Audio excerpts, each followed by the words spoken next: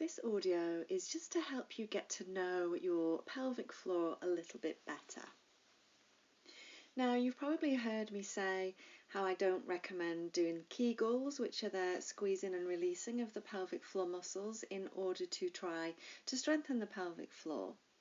However, I do feel that Kegels are useful just in helping you to create that body-mind connection, because often people aren't really aware of when their pelvic floor is contracting.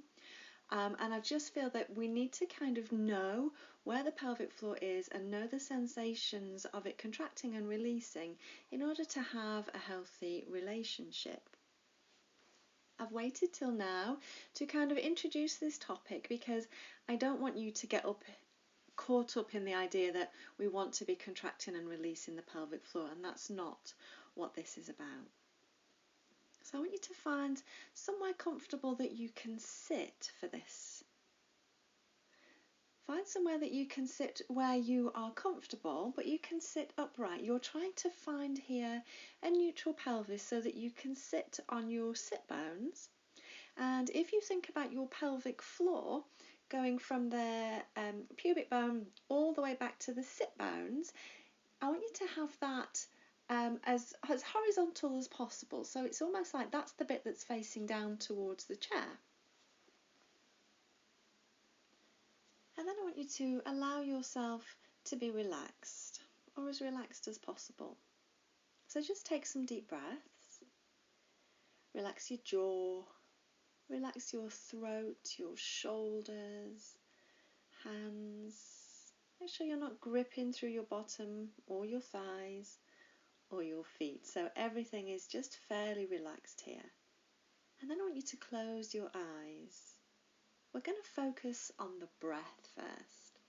So just take a really long, slow inhale and a long, slow exhale. So just take a few breaths here, slowing your breath down and getting as much air in with each inhale as you can.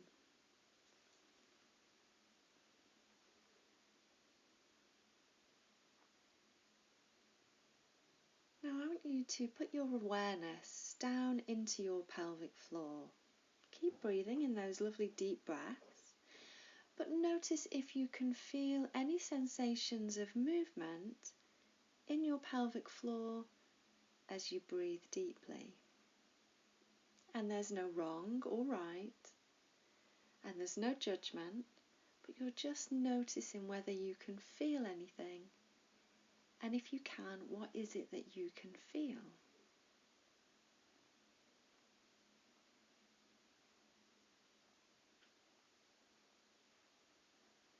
So we're looking to see if, as you exhale, you can feel your pelvic floor contracting. And as you inhale, can you feel how your pelvic floor releases and lengthens? Just keep practicing that breath and notice.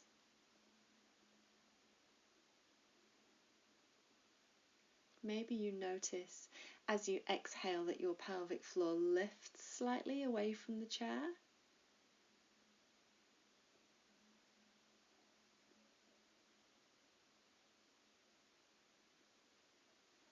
Now, if you can't feel anything at all, it doesn't matter.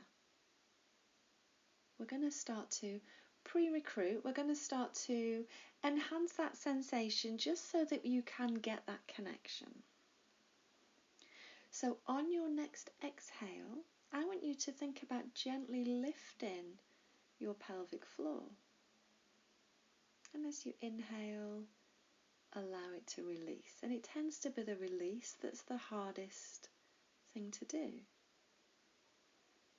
So on your exhale, think about your pelvic floor drawing up, and as you inhale, your pelvic floor relaxes and lengthens.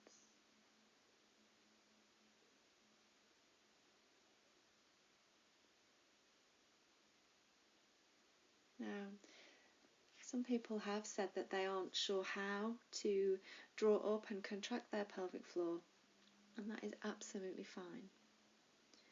It's finding the cues and the imagery that works for you. And there are many, many ways of doing this.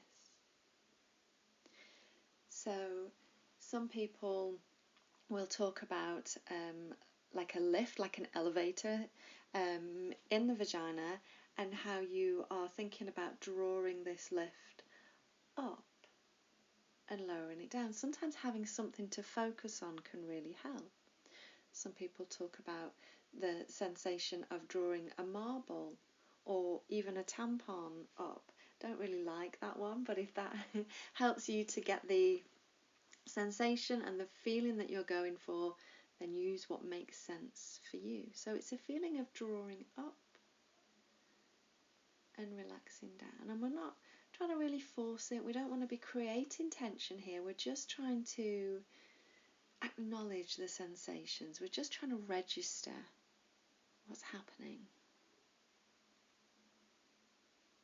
Everything else should be really relaxed here. So notice if as you try to contract your pelvic floor, whether you're squeezing your bottom. So notice, is there any squeezing?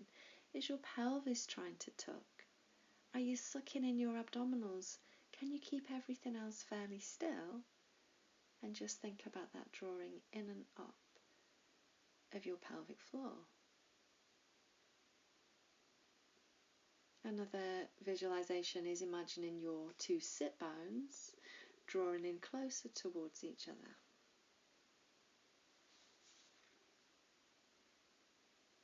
So we're going to go back to that cue of the lift, because I think that one works for quite a lot of people. And if it doesn't work for you, just go with me and let's just see if we can get you to connect to that a little bit more.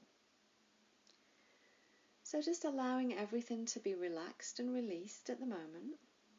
Just breathing normally. On your next exhale, I want you to draw your pelvic floor up just one level, so just a tiny bit. Maybe think about drawing up one floor or maybe 1 centimetre. So we're not going very high. Breathe normal. Can you keep that contraction? On your next exhale, can you lift again, maybe to the next floor? We're on level 2 now, so we're a little bit higher, maybe 2 centimetres. On your next exhale, can you lift again up to floor 3? Good job. And on your inhale this time, we're going to go down the other way, so we're going to allow the pelvic floor to relax. So inhale, release down to floor 2, release down to floor 1, and release all the way down to the ground floor. Now, I want you to let your pelvic floor be as relaxed as possible here, but no bearing down, no pushing, just releasing. Let's try that again. So on your next exhale, can we draw up to floor 1, floor 2, floor 3?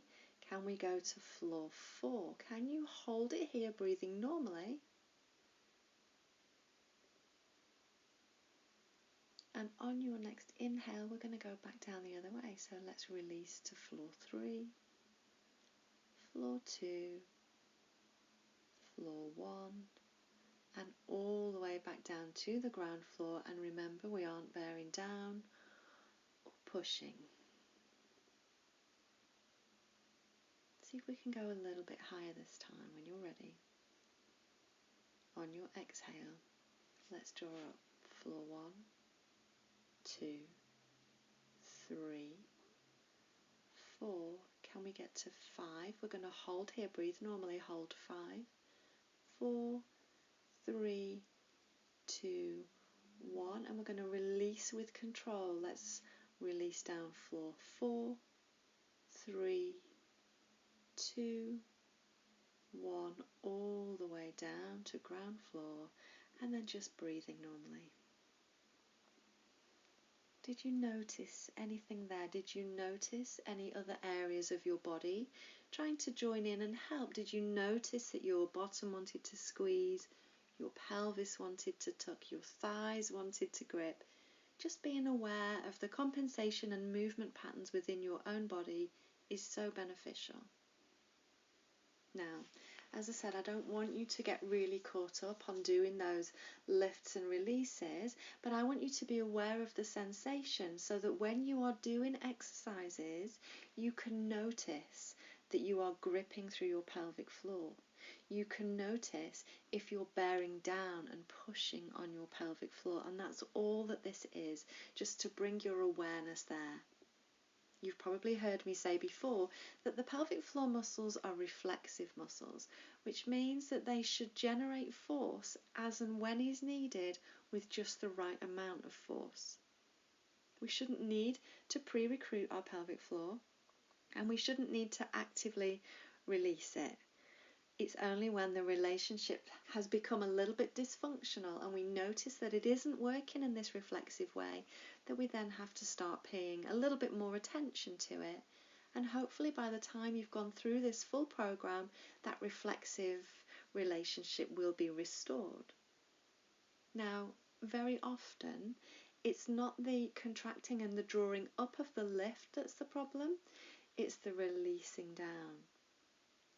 And if that's the issue with you, as it absolutely was with me, then I want you to just practice catching yourself when you are feeling a little bit stressed and a little bit tense. Check in with your pelvic floor and see where that lift is. Is the lift right up at the top? Can you release the pelvic floor? Can you release that tension and let that lift go back down?